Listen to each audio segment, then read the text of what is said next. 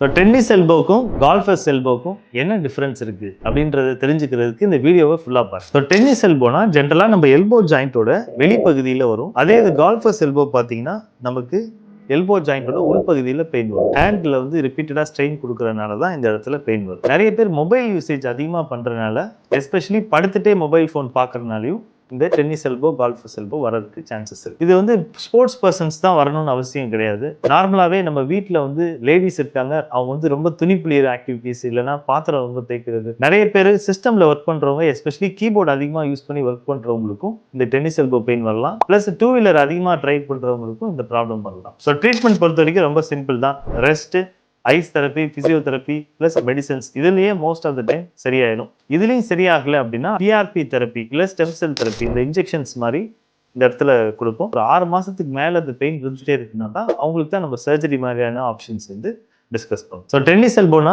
Pain outer ஆஸ்பெக்ட்ல இருக்கும், கால்ஃபர்ஸ் எல்போனா pain வந்து inner ஆஸ்பெக்ட்ல இருக்கும். ஸோ ரெண்டுத்துக்குமே ட்ரீட்மெண்ட் பார்த்தீங்கன்னா சேம் தான். ஸோ ஏர்லி ஸ்டேஜ்லேயே இந்த ட்ரீட்மெண்ட்டை ஸ்டார்ட் பண்ணிட்டீங்கன்னா உங்களால் சர்ஜரியை அவாய்ட் பண்ண முடியும்.